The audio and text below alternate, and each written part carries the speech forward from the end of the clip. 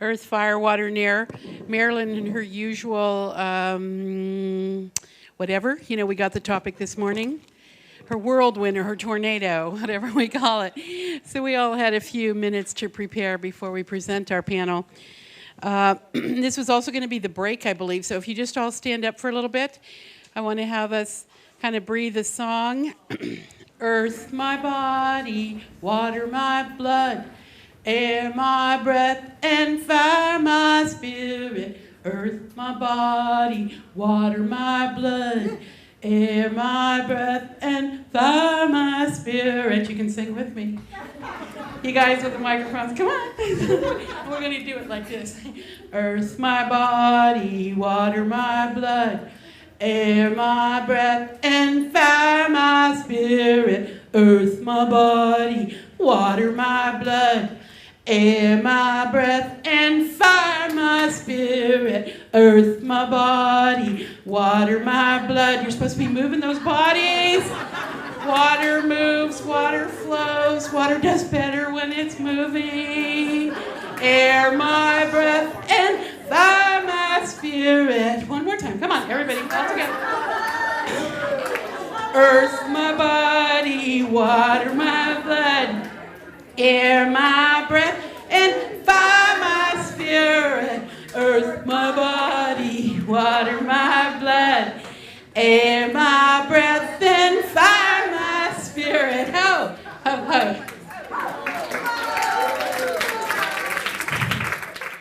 I was telling my panel, can we get up on those chairs and get down again? So if I need help, somebody better rescue me. I have a friend who's a large African traditional woman, and she decided to start working out in Uganda, and she was describing to us on Facebook how she was on her bicycle thing and she fell off. And nobody in the gym came to help her, so she had to deal with it herself. And when she was posting on Facebook, and she said, and don't any of you come down and try to take pictures of me because I'm up now. Anyway, we're talking about the four elements.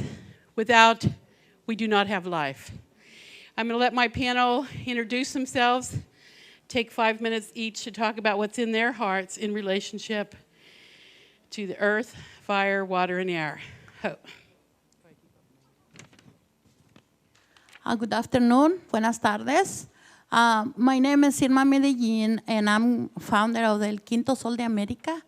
El Quinto Sol de América is a grassroots organization based in Lindsay, Tulare County. And I'm immigrant from Mexico. 27 years ago, I crossed the border to come here. And I have 4 daughters, and now I have 3 grandsons. And when I crossed the border, I just work in my home and care my daughters, take to the school, and take time for me to know where is a place where I live. And when I'm start working in the community, I face how many people like me and from my country live here, and how many obstacles we face. Very hard. So, but God gave me the opportunity to start working in the community, recognize where I live, and we need to work very hard to decide how to live with dignity in this country.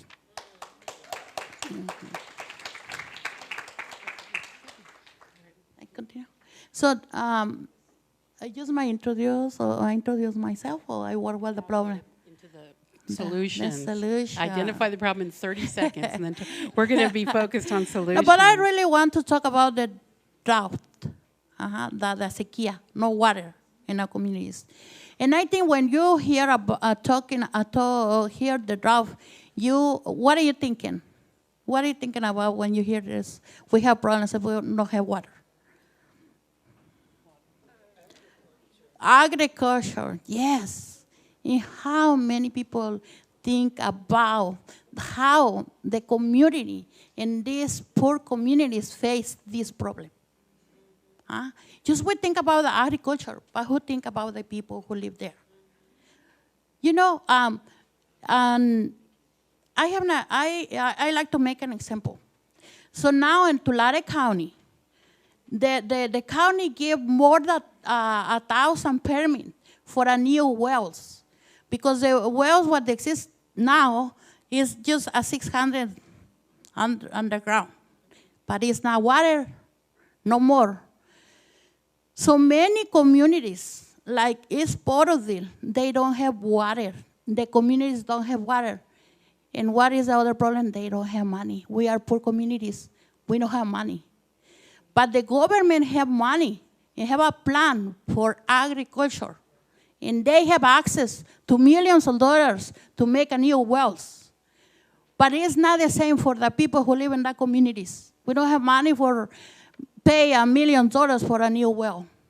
And this is a sample what we think it. Maybe you can see, but this is our soil, the ground, where is our groundwater. And up is the agriculture. And our communities is in the middle of the agriculture.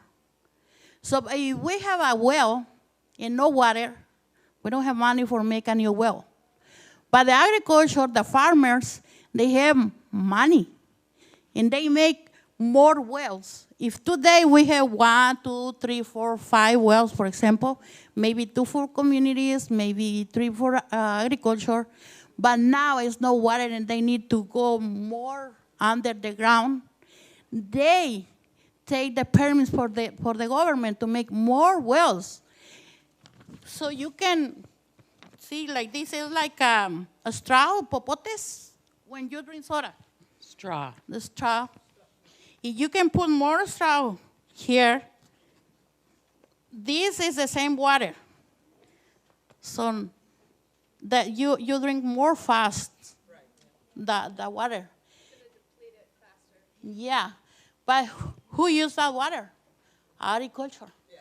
But what about the community? Right. What about the people? If we don't have money. So that is the reality.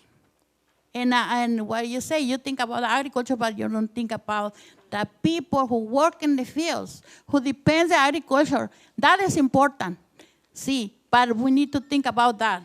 And it's necessary to talk in la necesidad y la lucha es diaria, porque esto afecta la economía, like you say, economic development affect our families. Affected, yeah. So, and we need help, and we need to promote and give the right information. When I say right information, I'm talking about popular education. And we need to have the right information to take action. Public education, that's correct. And that's the most important solution, because what she's talking about is the water. It's not just in Fresno and Central Valley. And actually now, because of the groundwater disappearing and the more straws going into the ground is actually sinking at about 1 foot a month. Water is the new gold. The system that was put into place in the 1850s was not sustainable, and we've reached the end of that sustainability. The North is not keeping water from the South. The North is out of water. And these are issues Indigenous people, as Patty Chang said, have been addressing since 1995 and even previous. They were actually voicing their concerns in the 1850s when the system was being put in place. Our voices have finally reached collective action through Beijing. There was a shadow conference occurring in Huairou, which is the city out of Beijing, and there was an Indigenous conference that was set up. We set ourselves up independently once we were over there because our issues were not on the agenda. So we created our own agenda, created a human rights action force for the Indigenous people of the world, and because people from every continent were there, we all collectively signed it.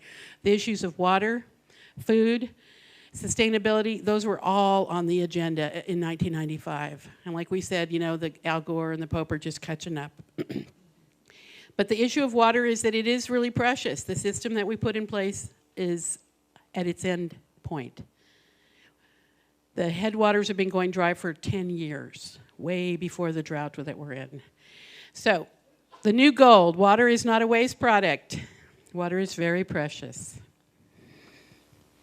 Hello, my name is Sabine Talogan, and I work for the California Consortium for Urban Indian Health. We are the policy advocacy arm of urban Indian health centers throughout California. We also provide training and technical assistance.